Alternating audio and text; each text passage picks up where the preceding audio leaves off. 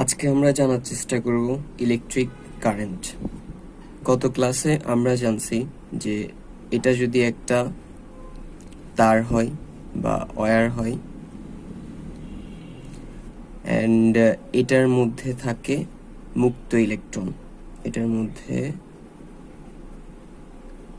মুক্ত ইলেকট্রন থাকে।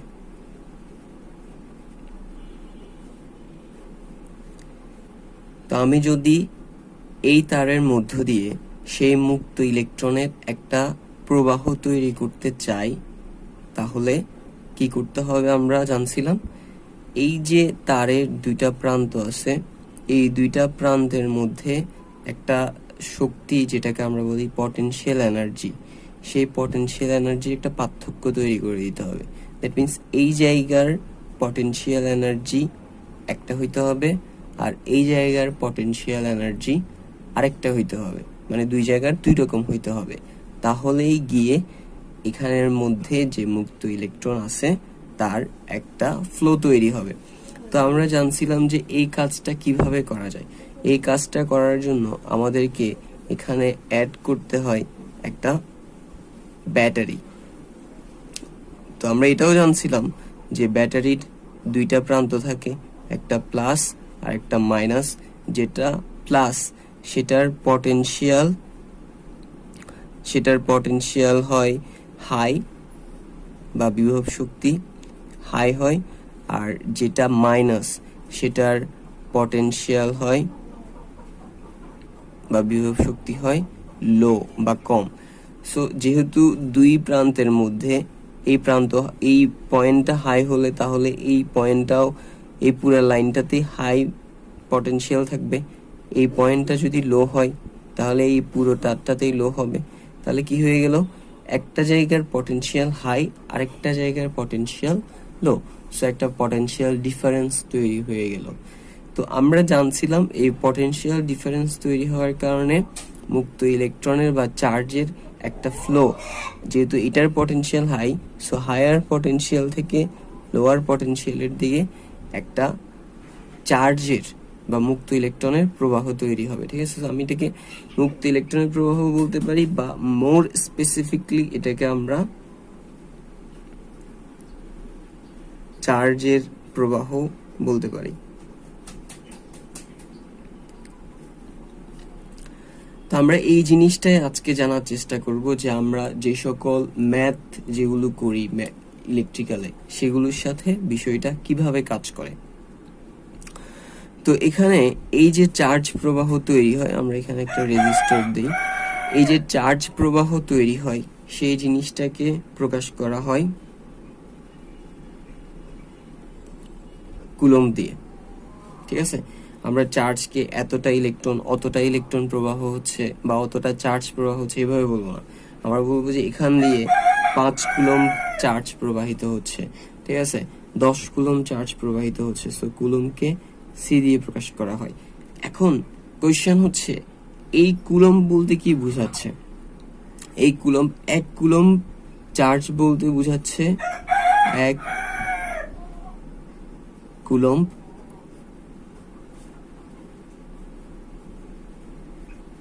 চার্জ বলতে বুঝাই 6.24 ইন্টু 10⁻18। তাহলে 1 কুলম্ব চার্জ বলতে বুঝায় 6.24 ইন্টু 10⁻18 ইলেকট্রন।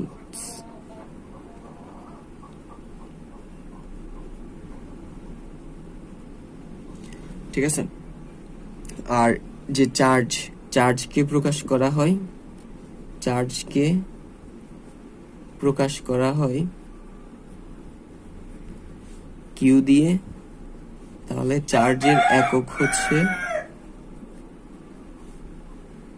Coulomb, C.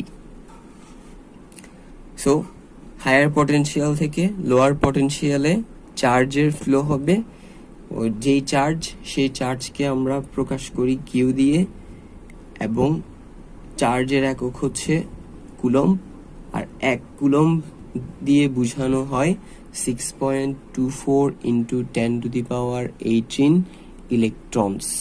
ঠিক আছে, তো বিষয়টাকে তো আমরা বলি যে কারেন্ট ফ্লো হচ্ছে, তাই না? তো ওইটাকে আমরা কিভাবে ডিফাইন করব? আমরা জানি কারেন্ট, এটাকে আমরা আই দিয়ে প্রকাশ করি। তো এই আই বলতে কি বোঝাচ্ছে? কিউ, কুলম্ব এগুলো তো বুঝলাম। আই বলতে বুঝাই সময়ের সাথে, আই বলতে বুঝাই সময়, টাইম, টাইমের সাথে চার্জের প্রবাহের হার, দ্যাট মিন্স কিউ। আই বলতে, কারেন্ট বলতে বুঝাই সময়ের সাথে, এখানে টি ফর টাইম বা সময়, সময়ের সাথে, কিউ মানে আমরা ওখানে জানলাম চার্জ, সময়ের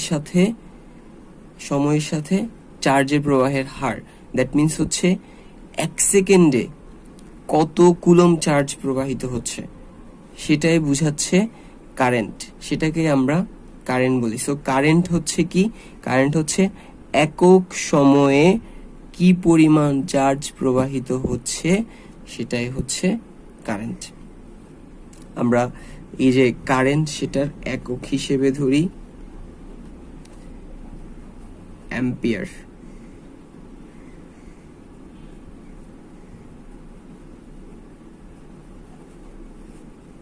তো একটা এক্সাম্পল হিসেবে যদি আমরা ধরি যে এই যে তারটা, সেটা দিয়ে ধরলাম, একটা এক্সাম্পল যদি করি আমরা, এই যে তারটা, এটা দিয়ে লেটস সে 5 সেকেন্ড ধরে চার্জ প্রবাহিত হয়েছে। আর কতটুকু চার্জ প্রবাহিত হয়েছে? আমরা ধরলাম যে 30 কুলম্ব চার্জ প্রবাহিত হয়েছে। সো তাহলে কি, এই যে তারটা, সেটা দিয়ে এখানে পটেনশিয়াল ডিফারেন্স দেওয়ার কারণে বা ভোল্টেজ দেওয়ার কারণে 5 সেকেন্ড সময় ধরে 30 কুলম্ব চার্জ প্রবাহিত হয়েছে। তাহলে এটাকে আমরা কত কারেন্ট বলবো? যেহেতু আমরা জানলাম যে I equal Q by T, তাহলে কিউ এর জায়গায় যদি আমি 30 বসাই, আর টি এর জায়গায় যদি আমি 5 বসাই, তাহলে 30 কে 5 দিয়ে ভাগ করলে 5 6 30, 6। তো এটার একক কি দিব? আমরা জানলাম যে কারেন্টের একক হচ্ছে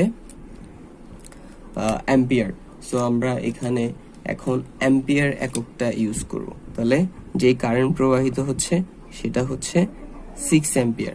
তার মানে কি, 5 সেকেন্ডে যদি 30 কুলম্ব চার্জ প্রবাহিত হয়, আমরা এখানে 6 দিয়ে যেটা বের করছি সেটা হচ্ছে 1 সেকেন্ডে 6 কুলম্ব চার্জ প্রবাহিত হচ্ছে।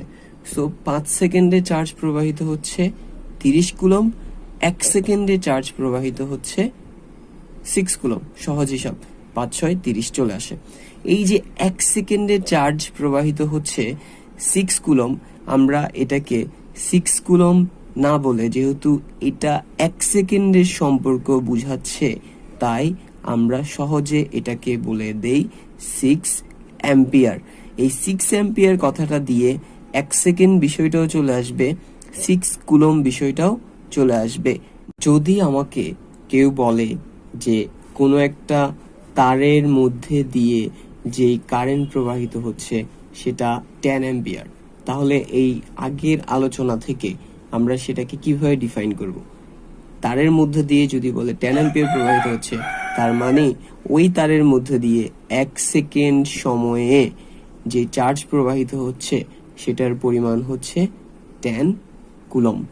অথবা যদি আমাকে বলা হয় যে এই তারের মধ্যে দিয়ে যে কারেন্ট প্রবাহিত হচ্ছে, এটা না বলে 10 অ্যাম্পিয়ার না বলে যদি বলা হয় যে 1.5 অ্যাম্পিয়ার, তার মানে কি বুঝাবে? তার মানে বুঝাবে যে এই তারের মধ্যে দিয়ে 1 সেকেন্ড সময়ের যে চার্জ প্রবাহিত হচ্ছে সেটা 1.5 কুলম্ব। সো এখানে 1 সেকেন্ডে 10 কুলম্ব, সেটাকে আমরা বলি 10 অ্যাম্পিয়ার। আর এখানের 1 সেকেন্ডে 1.5 কুলম, সেটাকে আমরা বলি 1.5 অ্যাম্পিয়ার। সো এই হচ্ছে আমাদের ইলেকট্রিক্যাল কারেন্ট। That's all.